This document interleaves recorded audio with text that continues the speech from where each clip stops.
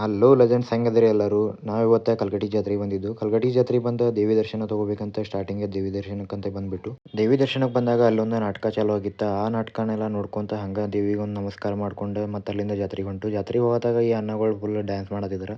ರಾತ್ರಿ 1 ಗಂಟೆ ಆದರೂ ಜಾತ್ರೆ ಫುಲ್ ಕಡಕ್ ಇತ್ತು. ಜಾತ್ರೆ ಒಳಗೆ ಬಂದ ಗೇಮ್ಸ್ ಆಡ್ಬೇಕಂತ ಬಂದು ಈ ಗೇಮ್ ನೋಡ್ಕಸ ನಮ್ಮ ಅಣ್ಣನ ರಿಯಾಕ್ಷನ್ ನೋಡ್ರಿ ಹೆಂಗೈತಿ.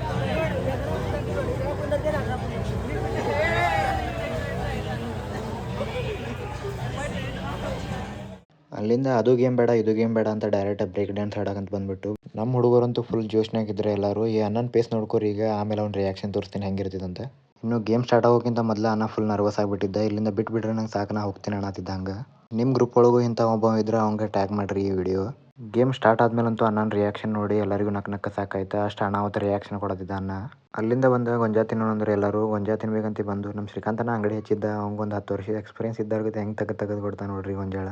ಅಣ್ಣ ಗೊಂಜಾಳ ತೆಗೆದು ನೋಡಿ ಅಂಗಡಿದವನು ಅಂದ, ಜಾತ್ರೆ ಮುಗಿಯೋ ಮಟ್ಟ ನನ್ನ ಜೊತೆನೇ ಇದ್ದು ಬಿಡ ನಾನು ಇಲ್ಲಿ ಅಂತ. ಗೊಂಜಾಳ ತೆಗೆದು ಖುಷಿ ನೋಡ್ರಿ ಅಣ್ಣನ ಮುಖದ ಮೇಲೆ ಹೆಂಗೆ ಕಾಣಿದೆ ಅಂತ. ಇನ್ನು ಮಸ್ತ್ ಮಸಾಲ ಹಾಕಿ ಅಣ್ಣ ಗೊಂಜಾಳ ಕೊಟ್ಟಿದ್ದ. ಅದನ್ನೆಲ್ಲ ತಿನ್ಕೊಂಡು ಹಂಗೆ ನಾವು ಮನೆ ಕಡೆ ನಡೆದು ಗಾಡಿ ಒಳಗೆ ಮಸ್ತ್ ಮಜಾ ಮಾಡ್ಕೊಂಡು ನಾವು ಮನೆ ಕಡೆ ಬಂದು. ಈ ವಿಡಿಯೋ ನಿಮ್ಗೆ ಇಷ್ಟ ಆದರೆ ಲೈಕ್ ಫಾಲೋ ಮಾಡೋದಂತೂ ಮರಿಬೇಡ್ರಿ. ಹಂಗೆ ಸಬ್ಸ್ಕ್ರೈಬ್ ಮಾಡಿರಿ. Thank you.